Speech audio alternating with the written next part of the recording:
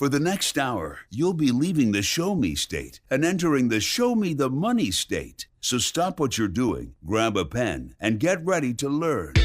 Randy and Jake Floyd of Floyd Financial Group will be your guides for straight talk and honest answers about living the life you deserve in retirement. So prepare to be empowered. Now, here are your Show Me the Money hosts, Randy Floyd, Jake Floyd, and Jeff Shade.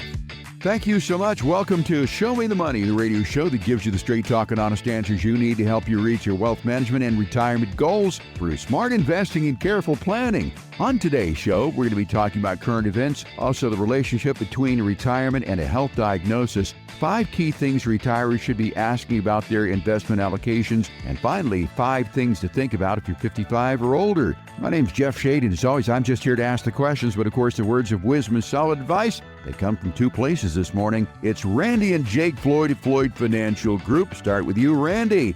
Happy Memorial Day. How are you today? Hey, same to you, Jeff. I'm just doing great. I cannot complain. Oh, I guess I could, but you know what? I found out that nobody wants to hear it. It doesn't do any good, I mean, you don't want to be like Bruce Springsteen, just complaining all the time. Well, you're a breath of fresh air, Randy. I always enjoy having you on this show and hearing the words of wisdom from you. So, Jake, how are you doing? I'm doing great, Jeff. Thanks for asking. Always glad to hear it, Jake. Hope our listeners are having a great weekend. It is Memorial Day weekend. It's another one of those holidays, and I sort of liken it almost to Easter and Christmas time in that people celebrate and they do what they do, but many times they forget the meaning of the holiday. So I want to talk a little bit about Memorial Day. And Randy, you were mentioning in this neck of the woods here in Springfield, Missouri, those of us over about age 60, we call it Decoration Day. Yeah. Oh, yeah. My grandma Maggard, I remember her. That's what she always called it. And it was kind of the thing around where I grew up, around Bradleyville and down in Taney County, Douglas County, all down through there. In fact, when Grandma would talk about Memorial Day, she'd say, well, I figure about decoration, we'll do this and that. She would even say the date. Well, she wouldn't call it Decoration Day or not Memorial Day, but decoration, as well as she would say it. But we all knew what that meant because we all visited the graves and, refresh any flowers that were, or plastic flowers that we put out there from the year before that looked weathered and that sort of thing. Well, we certainly do salute our military veterans and certainly remember the sacrifices that they made so that we can have a quality of life in this particular country. I cannot imagine what this country would be like had people not stepped up and gone to war for us. It's not so many hats anymore. You don't see really any World War II hats any longer because most of those people will be over 100 years old. I did see a gentleman with a Korea hat on the other day, and those people are getting up there in age too, but mostly it's a lot of Vietnam veteran hats. And I'm surprised. I mean, Randy, you and I remember the Vietnam War. It doesn't seem like it was that long ago, but when you really think about it, my gosh, that was 50 years ago, half century, something like that. Oh, yeah. Yeah, I think it ended around either late 74 or 75 is when it ended and we were pulling the last troops out. But yeah, that was a long, long war, and a lot of people paid a heavy price for the freedom we have today. And we know freedom is not free. And so many times today, I think people have missed that. They think that, freedom should be free. Well, maybe it should, but it isn't. Right. Well, you got people that are ready to give that freedom back. Jeff, you talked about Memorial Day, and right. Memorial Day is for the fallen. We're grateful for our veterans for sure, but Memorial Day is for the people that paid the ultimate price. And we're forever in debt to that roughly 1.3 million people. And I feel like I have a duty as an American to push back when people try to take my freedom. Oh, yeah. And to not do so is to spit on the graves of those that have paid that price that we can never say thank you to. Right. Well, this is a very important discussion that we're having here because it reminds people about what Memorial Day is really all about. As you said, it is saluting the fallen. So if you've got a flag, please fly it high. I have a flag up at my house 365 days a year, and there's a light on it so it doesn't come down at night. So a proud American, as many people are here in the greater Springfield area. So anyway, we appreciate everybody joining us here. We hope that you have a safe Memorial Day weekend. And I want to really start off by talking about current events here as we do most of the time on this radio program. Strong earnings have kept the stock market bulls in charge. What could bring this rally to a halt, do you guys think? When you bring that up, Jeff, if we start thinking about what's actually happening right now, we have Pakistan, we have India, we have Ukraine, we have Russia, we have China, we have Iran. I mean, it's like it's not funny, but I'm just laughing because Yeah. there's so much that's going on out there And right that's now. that's just conflict, right? So you didn't Yeah. even mention the bond market and the tariffs Right. and the trade wars and all those things. So I think there's a lot of things that could bring it down. But I will say this, while I do think there could be some more volatility over the next few months here, the market does tend to climb the wall of worry. And what that means is there's always something to worry about. And the market tends to overcome it. What happens is if the market is hit with something by surprise, that's what it has a little bit more trouble dealing with, like the tariffs in April and that kind of thing. The uncertainty around that is what the market just can't stand. The market can figure out how to get around and how to look beyond certain weaknesses in the market, even recessions and things like that. But what it just can't tolerate is not knowing. And so personally, I think the biggest threat in the very short term here is we're going to have in about 35 days or so the expiration of those first 90-day pause on tariffs. I think when we get inside of 20 days left, people are going to start looking around for more deals. Trump may hold on to those deals to the 11th hour. We'll have to see exactly what happens, but that's going to be one of the things out there. China has already tried to kind of back down from the quote unquote deal. We don't really have a deal yet, but they're accusing us of undermining the deal already. And so I suspect that the China deal will come with games to be played before the final execution. Well, as you said on this program before, this is not a short-term thing. I mean, we didn't expect these tariffs and the people that we're working with to bow immediately. It's more of a long-term thing, but at least we have made some progress here. We are heading in the right direction. As far as the market and the economy goes, though, I understand that the view of the economy has reversed a 4-year trend. In a recent poll, most Americans now view the state of the economy as strong for the first time in 4 years. Why do you think that is? Well, there's been a lot of what I would call positive results, of course. We just had basically the finishing of all the earnings from the first quarter being reported, and things were strong there. And then, of course, there's always the concern that, yes, there was probably, based on tariffs coming into effect, a lot of pull forward of inventory and things like that, which I think we talked about the guy last time that said since Temu wasn't going to be available anymore and he was one of the lower paid people in the country and he couldn't afford to pay the higher prices, he was going to go ahead and buy 2 years supply of everything. And I'm thinking, With what? well, that doesn't hold any water. Yeah. Can't afford it today, so I'm going to buy 2 years of it. I think a lot of it, Jeff, is inflation. Yeah. I think inflation is a very hopeless feeling for the bottom 50% or so of Americans where things cost more and they don't really have any way to deal with it. And I think that that's very defeating and demoralizing.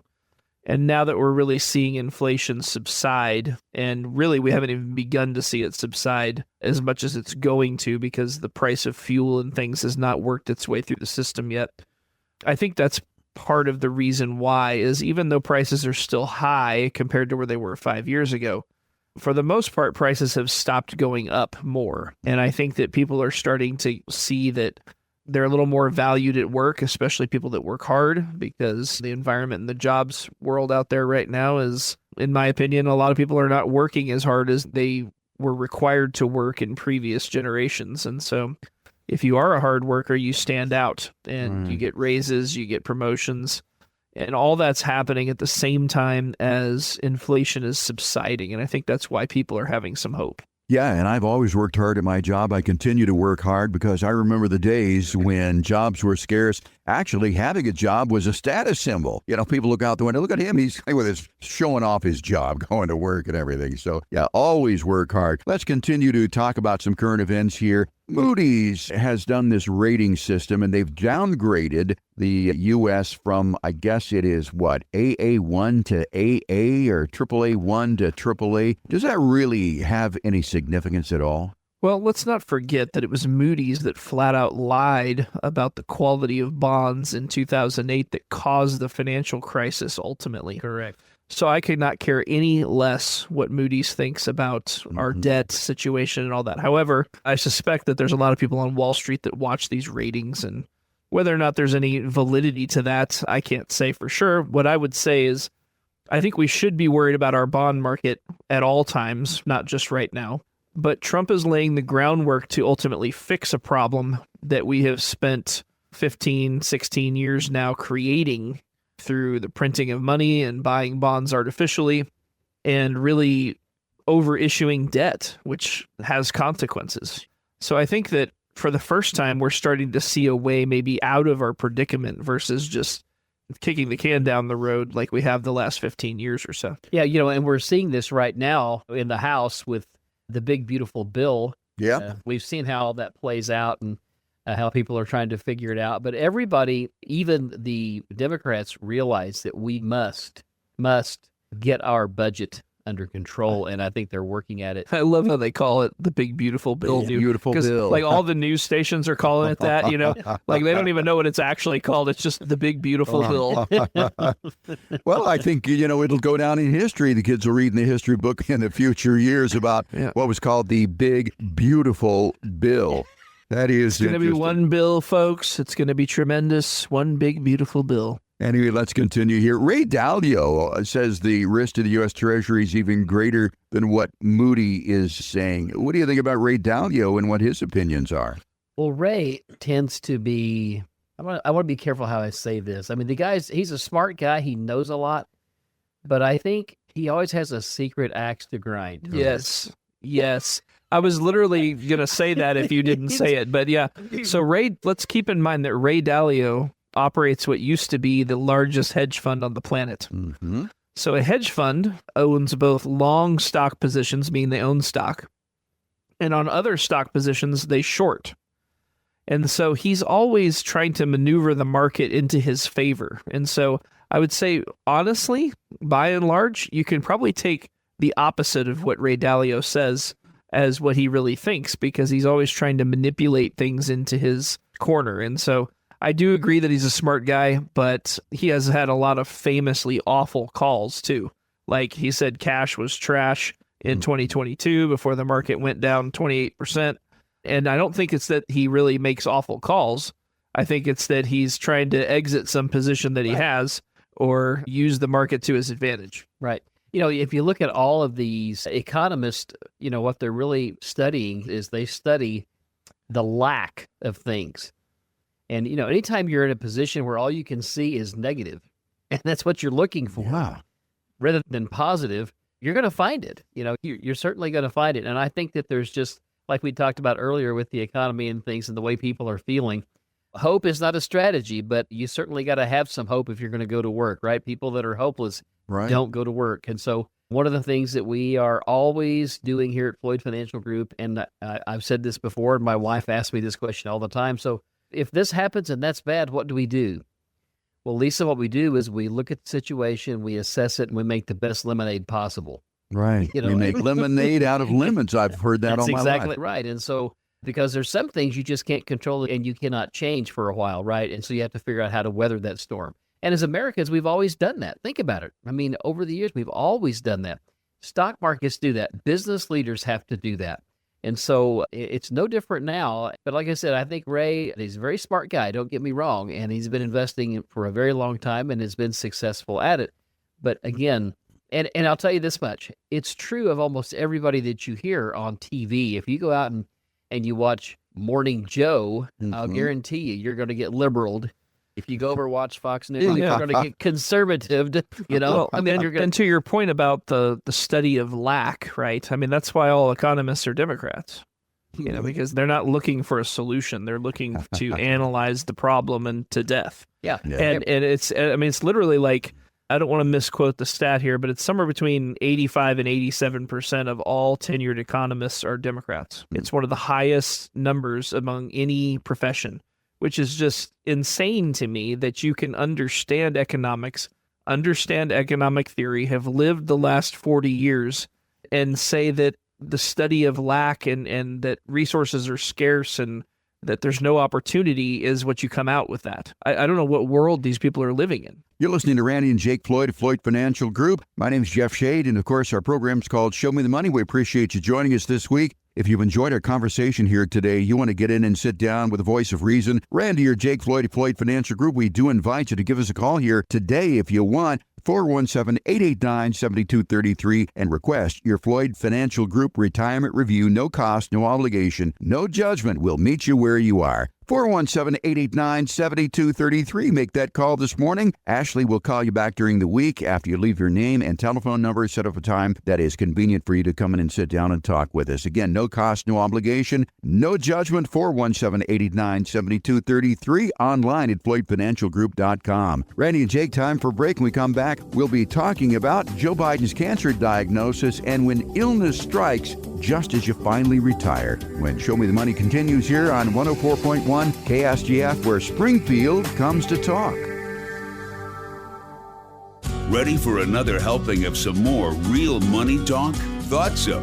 Now, here's another serving of Show Me the Money with your hosts, Randy and Jake Floyd, with Jeff Shade.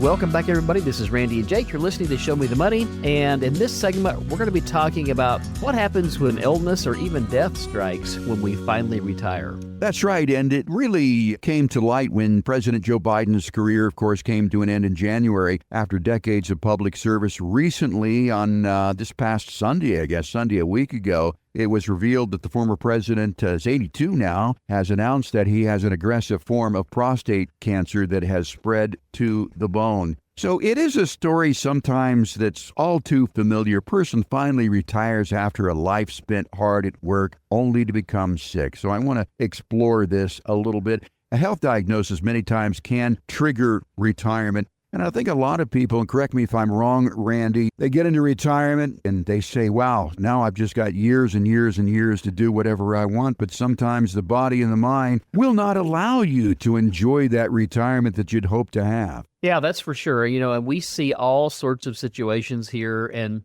after seeing thousands and thousands of people, Jeff, over the last 25 years or so, retiring in various stages of life and being forced to retire, like you said, due to an early illness maybe, or at least go part-time.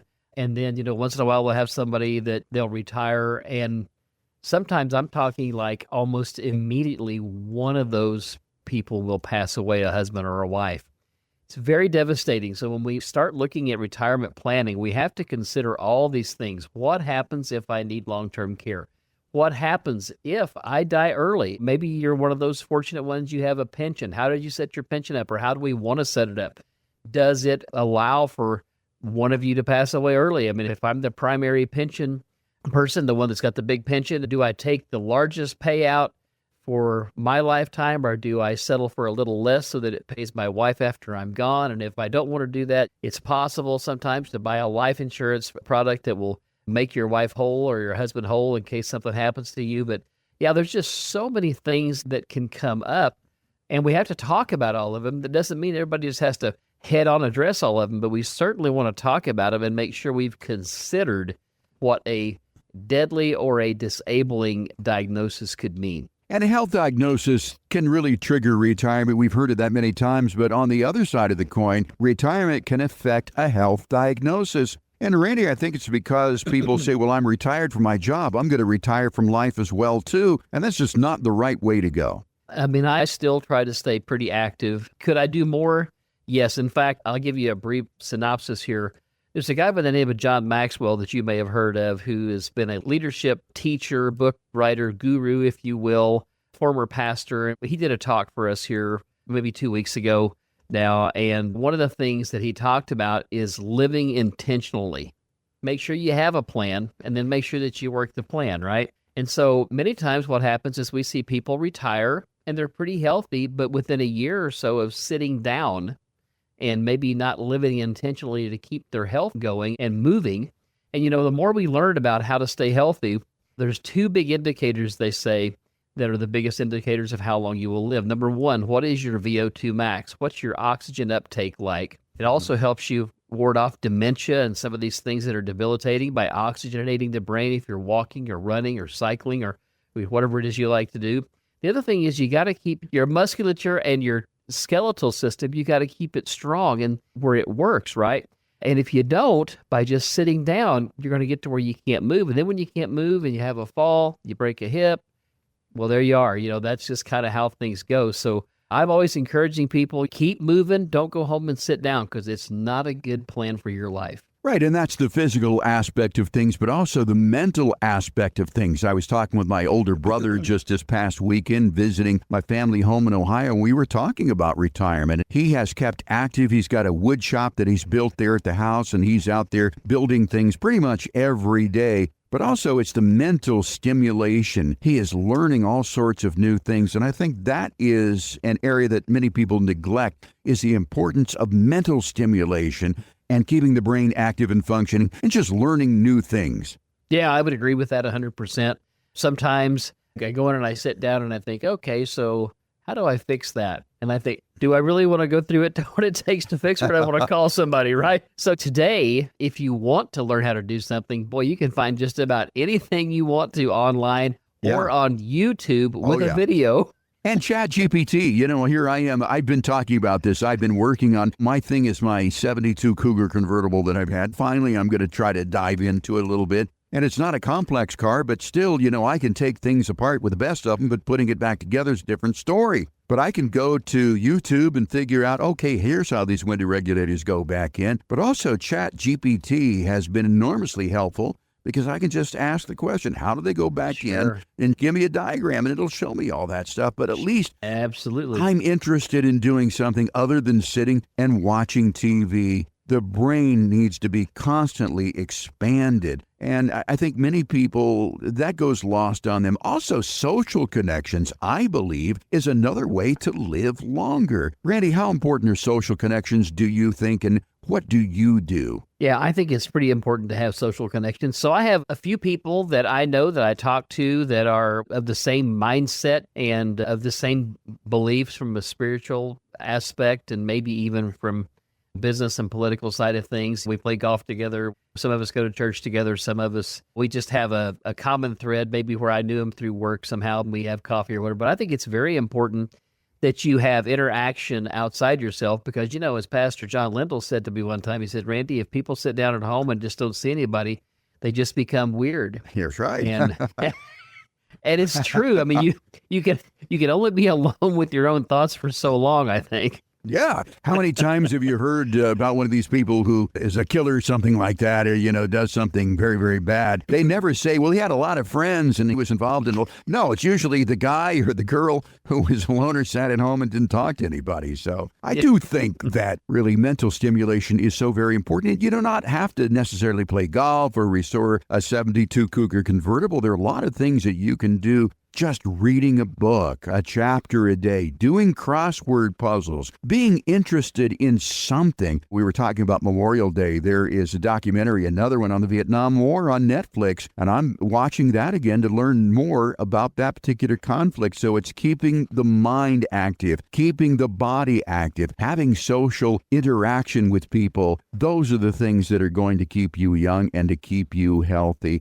But let's circle back around. If you just can't stay healthy, maybe there's some sort of hereditary thing that has snuck up on you, and you're going to need more health care. Maybe you need long-term care. So many people that I meet who are in their 60s do not have a plan for long-term care. So if that is the case, and let's say that you're 65 years of age, Randy, you do not have a plan for long-term care, you don't know how you're going to pay for that, let's talk a little bit about how we can fund something like that. Right. So I think the first thing, the financial impact of having something happen. And here's the thing.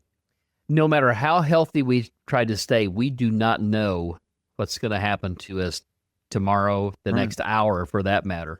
I'm helping a gentleman now that I had as a client for 13 years. He really had no family. And so he asked me to help him with some of his stuff should he become disabled. Well, last June, he had a stroke. And he's never going to be better. He's recovered about 70%, but he can't drive now. And like I said, he was single and all that. So fortunately for him, we had done a lot of investing, and we'd taken care of his money over the years. And so now he can afford the $8,000 a month that it costs him to be taken care of, right? But a lot of people can't afford that. And there's planning that we can do to help people avoid either spending their life savings or spending themselves into a position to where their spouse cannot live once they need care. And again, no matter how we try to plan, this gentleman, he was about 5'10", 150 pounds, had a 120/80 blood pressure, and ultra low cholesterol and no health conditions.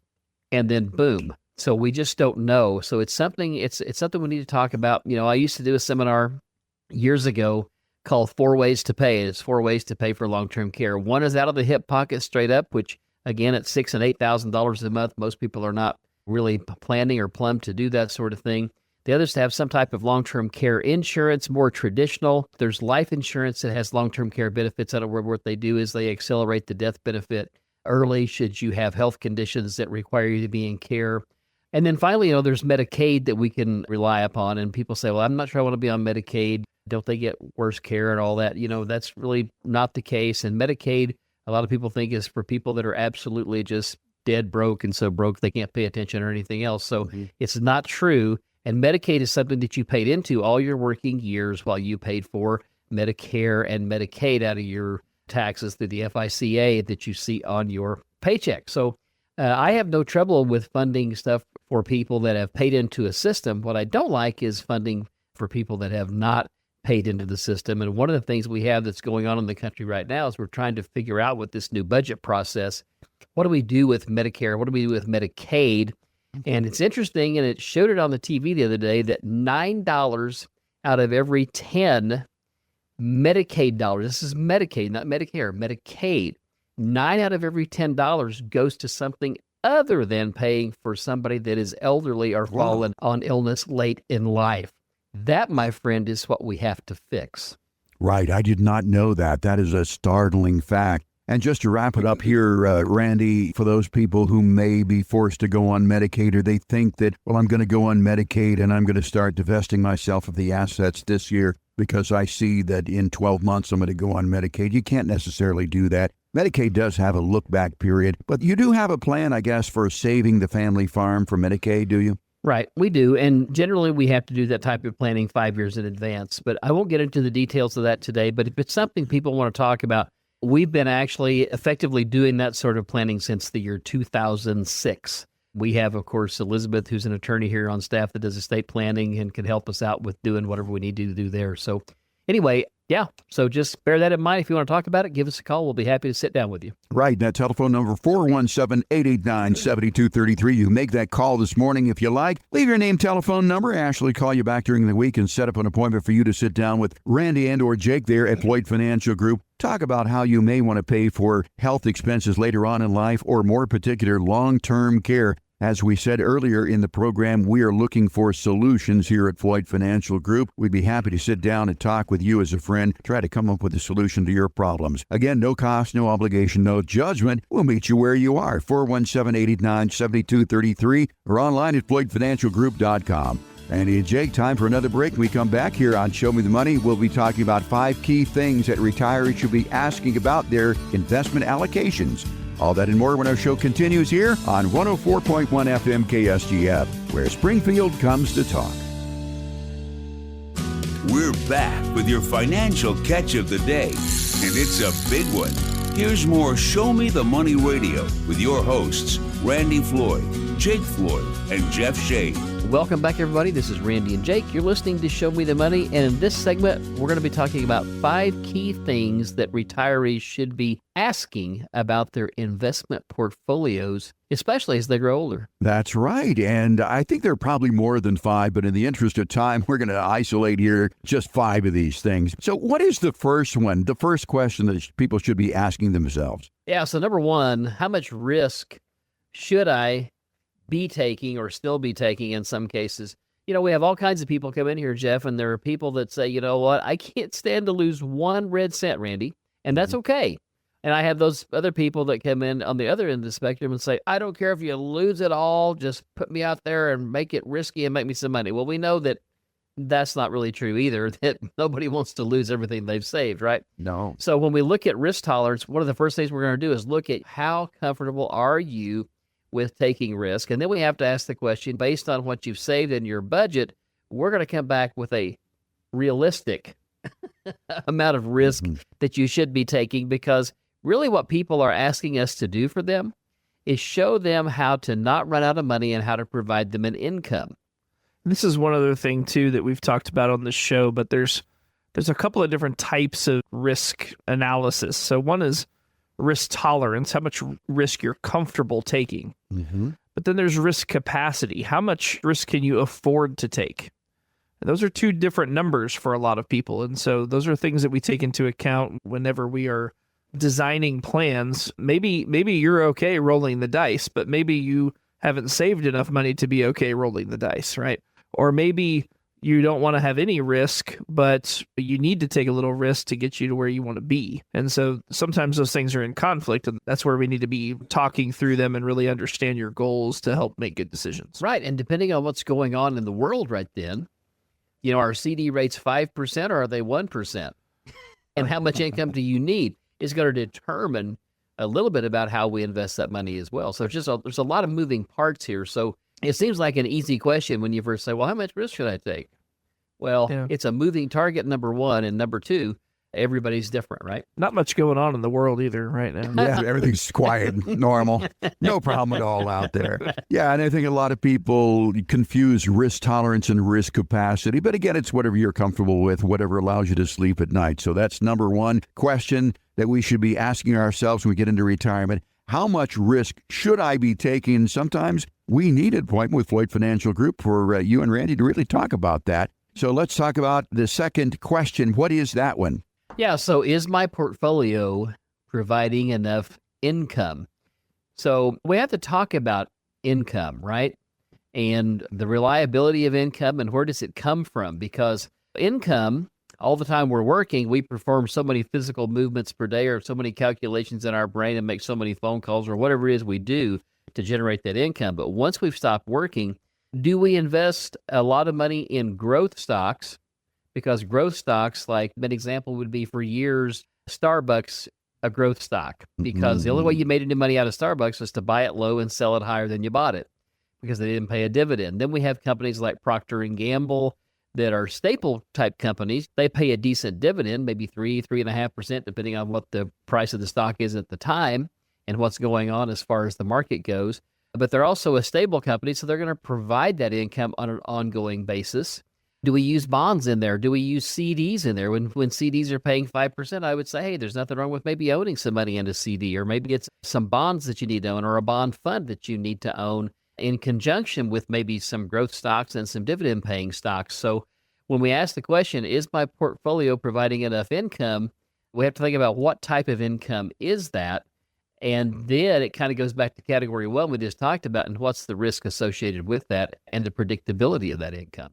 Talk about key things that retirees should be asking themselves when they get into retirement. We're going to be covering 5 of those. Of course, we talked about risk and is my portfolio providing enough income? Next one is how can I protect against inflation? As you mentioned earlier, inflation has come down a bit, but still it is something that we have to consider going into retirement. So when you do these retirement plans, what sort of inflation figure do you bake into them? Well, let's go back a little bit and talk about protecting against inflation. One of the questions that came up here during COVID was, how do we plan for 8, 9, and 10% inflation? And I think the answer I gave then was the same one as now is you can't plan for that. That's why one of the mandates for our Federal Reserve, the Fed chairman, Jerome Powell, is, hey, we need to get inflation down to 2%. They like that target. And the reason is if you have that target of 2%, every 50 years, it takes twice as much money as it does now. At 3%, you boil that down into 72, and that's 24 years. Every 24 years, you need to double your money. When you get it up at 5% and 6% and 7%, roughly every 10 years, you need twice as much money. I think the 2% number is 36 years, though, not 50. You said 50. I'm sorry. Yeah, 36 no, years. I'm sorry. I knew what you meant. You're right. 36 and 24. I mean, so that 1% difference is fairly significant. So I think that in protecting against inflation, a couple of things. The stock market has always been a great and probably the greatest hedge against inflation, or real estate if you have enough time. The real estate thing is a little bit problematic because if you have time, then you can sell it, or if you can lease property and you have it paid off and you can get a good cash flow off of it, it can work well for you.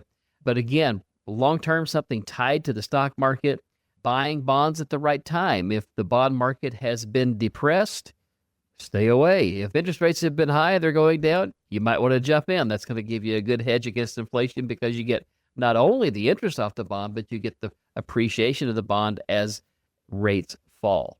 We've all heard the old adage, death and taxes, two are the only sureties in life. So how do we adjust for changing tax implications? I think that's an important question to ask. Yeah, you elect the right people. Well, we haven't always been doing that, but anyway.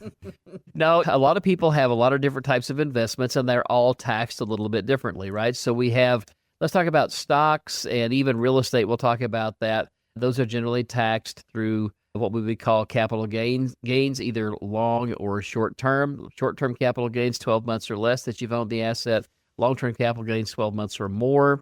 You have very specific parameters there where you don't have to pay any capital gains tax if you stay within certain tax brackets, and those are always subject to change. Also, we can look at, if you have IRA money, which today, the vast majority of money that we see out there is individual retirement accounts or 401ks or 403bs or government plans, 457s, things that have been tax deferred. And really, when you have a tax deferred plan like that, there's really not much you can do to change your tax outcome except live cheaper, right? And take less out. If you have converted to a Roth IRA, and this is something that comes up from time to time, should I take and convert my 401k or my IRA to a Roth? And the question there becomes, how much money are we talking about converting? If you're talking about $1 million and you're trying to do it over 2 years, rarely can you make that come out, because when you pay $500,000 2 years in a row, your tax bracket's going to be through the roof. It's going to cost you more for your Medicare because of IRMA. There's a lot of considerations. If you have time to do that conversion, I'm going to say at least 5 years and as much as 10 years, it might make sense to do that sort of thing now. So if you got accounts that are outside of IRAs, you can get into tax-free bonds. There's some there used to be, I don't know if there's any out there now, some tax-free money market accounts. There's a lot of ways to look at that, but different asset classes have different tax implications. And so as people come in to sit down with us and we're developing plans, we're always looking at how do we set them up to pay the least amount of taxes possible. Talking about 5 key things retirees should be asking about their investment accounts as they get into retirement and grow older. 5th one is, how prepares my portfolio for unexpected expenses or market downturns? And I think that points to how much money you should have in safe investments or liquid money. Right. So we always say, depending on the person, 3 to 6 months is what we want to have in ready cash, so that if something goes wrong, you're not throwing up and not able to sleep at night because you don't know how you're going to pay the bills. But secondly, looking at, and we always kind of look at things from, okay, what's the positive side, but what happens when things don't go right? Now, we know this, 70% of the time the stock market is up, but that 30% that it's down will hurt you bad if you're not prepared for it. So we have to be sure that when we build portfolios, we build them in mind that we're going to have downturns, and we know we're going to. I mean, the market's going to cycle. It's going to go down. It's going to go up. So we try to build portfolios to where we take a lot less of the down and try to capture the lion's share of the up. And people say, well, how do you do that? And we always say, that's a great question. Come sit down and we'll show you. That's right. And if you'd like to come sit down with Randy and Jake at Floyd Financial Group, talk about those 5 key things that you should be asking yourself about as far as your investment allocation goes as you grow older, give us a call here at Floyd Financial Group, 417-889-7233. I know it's the weekend. It's Memorial Day weekend. But why not make that call today? All you've got to do is call that number, 417-889-7233. Leave your name and telephone number. Ashley will get that. She'll call you back here probably Monday or so and set up a time that's convenient for you to sit down and talk with Randy and or Jake at Floyd Financial Group. No questions off limits. We'd be happy to maybe review the retirement plan that you already have, or if you don't have one, help you formulate a plan. We do it at no cost, no obligation, certainly no judgment, so take advantage of the opportunity. We'll reach out to you. All you've got to do is reach back out to us. 417-889-7233, and it's a casual conversation, and again, it's not going to cost you anything. You can also find out more about us online at FloydFinancialGroup.com. We come back here on Show Me the Money. We're going to be talking about 5 things to think about if you're 55 or older when our show continues here on 104.1 FM KSGF, where Springfield comes to talk. People of the Ozarks, step away from the fishing pole and prepare to be shown the money, because we're back with more straight talk and honest answers with Randy Floyd, Jake Floyd, and Jeff Shea. Welcome back, everybody. This is Randy and Jake. You're listening to Show Me the Money, and in this segment, we're going to be talking about Are you prepared? What if you're 55 and older and you're thinking, hey, where am I on this spectrum of retirement? Right, and these are things that we're saying that if you're 55 or older, that you should be considering. Now, when you reach the age of 55, you've got this superpower called time on your side, but I think it's not too early to begin to think about retirement. So let's start by talking about something that we talked about. So many people going into retirement do not have a plan. That would be a bad thing to do. So if you are 55 and you're starting that plan, Randy and Jake, where do we start with this plan? What's first on the list? Yeah, so first and foremost, we kind of go through our 5 steps. And of course, the first one is when we sit down with a client, we call that discovery. We want to know what's important to them.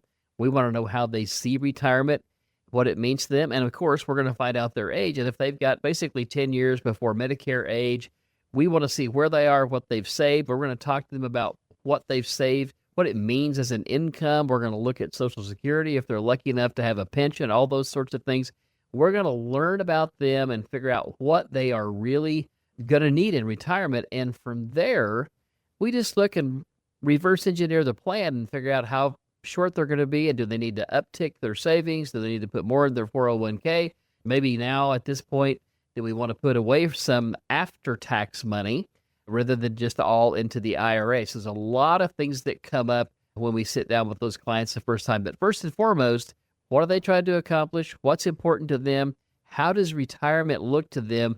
And of course, the old budgetary thing, not that we're trying to put people on a budget, but we just want them to know that we've thought about this and they're not going to run out of money spending the amount that we set up. Right, and how much does it cost to be you in retirement? When you're 55, generally, you're about 10 years away from retirement. So if you take a look at what you have saved and you determine that you need another $500,000, something like that, well, do the math, do the arithmetic. It's going to take you about another $50,000 per year to reach your goals. So the first question when you're 55 to ask yourself is, have I saved enough? If not, how do I increase my savings? So that's number one. Number two is about saving strategies. What's the conversation that we want to have with ourselves there? Sure. So again, I kind of alluded to it, I'm sorry, in the number one there, but basically, do we want to do more pre-tax money where we save the taxes today? And obviously, if you're making $1 million a year, it probably makes more sense for you right now to save the 40 cents on the dollar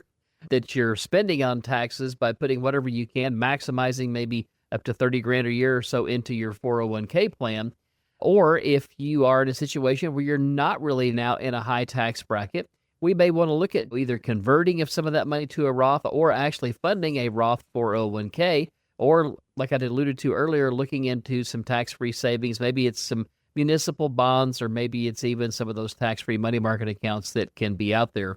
The other thing to think about is if you are in a position where you have a pension and you have a lot of money saved outside of your IRA plan, what are those RMDs going to look like, the required minimum distributions, when you have to take them?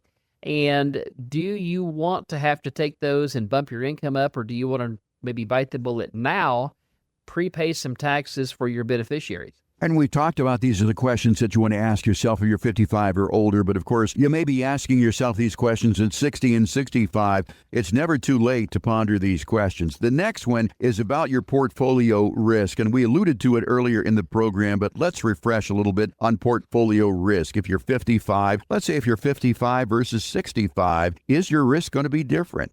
Right. Yeah. So basically, when you got 10 years ahead of you, we know that there's going to be at least one market cycle most times, and there might even be as many as two, depending on where you are in the current market cycle. But how are we positioned if I've got 10 years now and the market is looking good, or the market's about to take off, or maybe we've just come through a downturn? How am I going to benefit looking at my portfolio when it does rebound? Now, sometimes people come up to me and they say, so how do you know that the stock market will rebound? How do you know that there will always be a need for the capital markets? Well, if you ever go to a bank and try to borrow money when you really need it, or you don't have a lot of collateral to give them, you'll get no money. That's right. So in investment banking and the stock market, we always need, because that's how people can open a business. Everybody on an initial public offering buys in a little bit. Nobody has to risk the farm.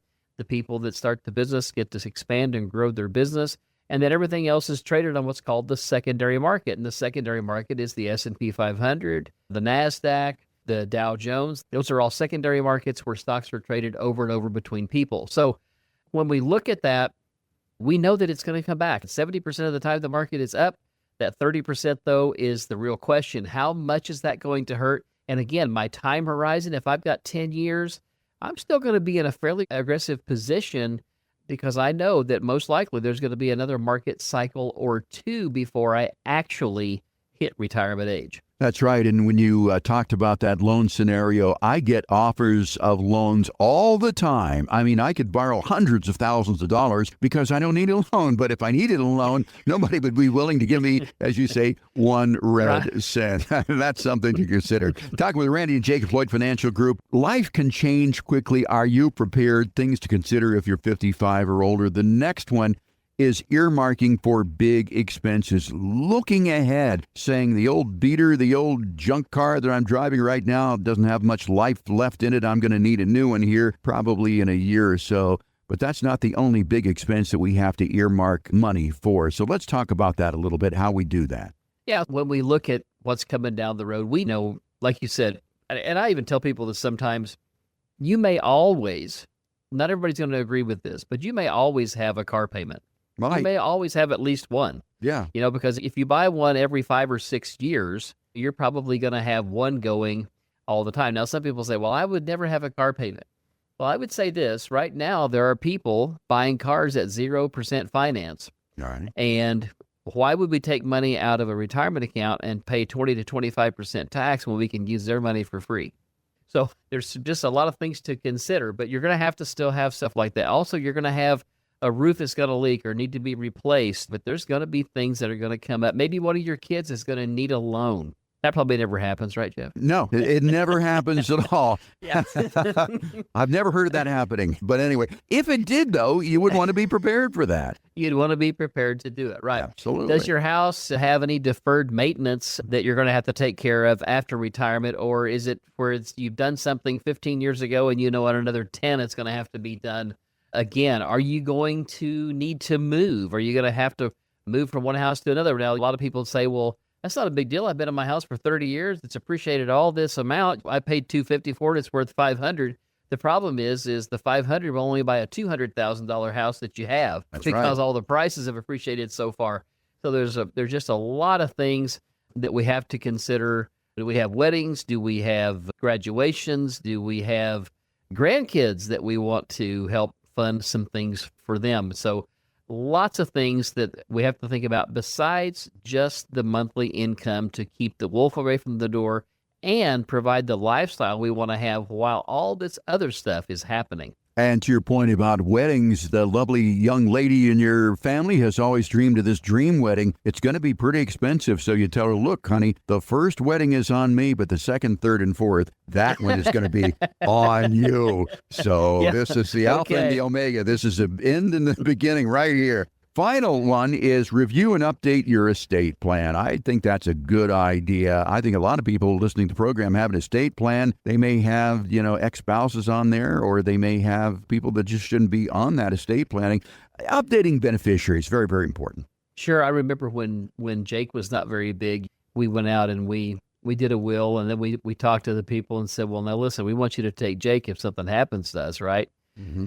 And there's a lot of people that come in here and their kids are 40, and the sister still gets the kids if they that's so early. I don't know who gets me at this point. So anyway, yeah, it's important to keep your stuff updated, and it's funny how it's kind of like you realize now that January of 2020, when COVID came along and we really recognized it as COVID and we shut things down, has now been nearly 5.5 years. So it's easy for time to pass and we don't think about it. The other thing is sometimes if somebody does what I call die out of order, okay, and we haven't thought about it, and if we don't have a trust or something that has contingency plans built into it, we need to check those beneficiary designations on a regular basis because it's easy to overlook those. And it might just be that something happened where you did need to make a loan to one of your children. You said, hey, you know what I'm going to do? I'm just going to accelerate part of your inheritance today. Well, that needs to be noted or adjusted somewhere. Right. And there's only so much, I guess, that you can accelerate their inheritance. Correct me if I'm wrong, Randy, but you can give a gift of something like $19,000 before there's a gift tax. But do the rules differ if it's accelerating your inheritance? So here's what I would say about that. So everybody has an estate tax exclusion. So Okay. right now it's about $11.5 million for mom and $11.5 million for dad to give away to anybody that they want, each of their kids or any of their kids. So the $19,000 just says I don't have to file the Form 709 gift tax return form. If I breach that $19,000, I do. It doesn't necessarily mean there's going to be any taxes due unless you're breaching $11.5 million. So that's part of what the big, beautiful bill is trying to keep in place. So we hope that the big, beautiful bill continues to work. Not that Lisa and I have $23 million to give to Jake. It's big. It's beautiful. And it's a bill. Yeah. But there are some people out there that do. And so it's one of the things, again, that your estate plan should address. Things to consider if you're age 55 or older. We have talked about starting your plan, adjusting your saving strategy, assessing your portfolio risk, earmarking big expenses, and finally, updating your estate plan. I want to have a little honorable mention here, Randy. And I think if you're 55 or older, you really should be thinking about your insurance, your life insurance situation. As you get older, 55, 60, 65 years of age, is life insurance important? Again, when we start looking at income planning, depending on what we've done with pensions, if you're fortunate enough to have one, or if somebody's got a really large Social Security check and the other one is small, it could be important to your spouse that you have one for a while. But all those things will be looked at or should be looked at when you're getting ready to retire. The other thing that I will say, once in a while we have somebody that'll fall upon a really dread illness. In fact, we have had some folks here in the last few months that the gentleman was diagnosed with a stage 4 cancer and terminal, and he had a pretty good sized life insurance policy. And what he decided to do, and he and his wife, was they accelerated the death benefit and they sold that policy and put some cash in their pocket so they could enjoy their last year or so together and have some fun. So, life insurance can be used for things. Yes, it's used for a death benefit, but it can also be used for long-term care if you have the right setup on there.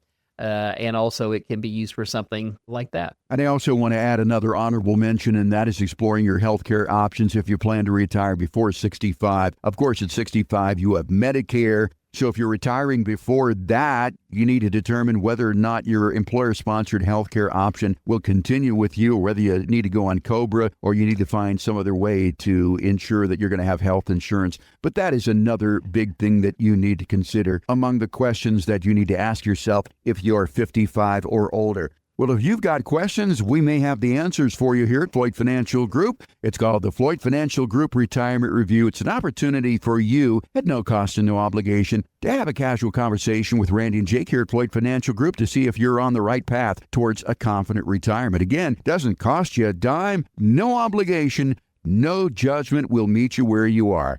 If you'd like yours, call 417-889-7233, 417-889-7233. You can call right now, leave your name, telephone number, and Ashley will be in touch with you to set up a convenient time for you to talk about your retirement journey. Again, it's not going to cost you anything, 417-889-7233. You can also find out more about us online at FloydFinancialGroup.com. Well, Randy and Jake, we're out of time for this week. I want you to have a great weekend and a great Memorial Day. I want to thank our audience for listening to us. So for Randy and Jake, I'm Jeff Shade. Have a great weekend. We'll talk again next week right here with another edition of Show Me the Money on 104.1 FM KSGF, where Springfield comes to talk.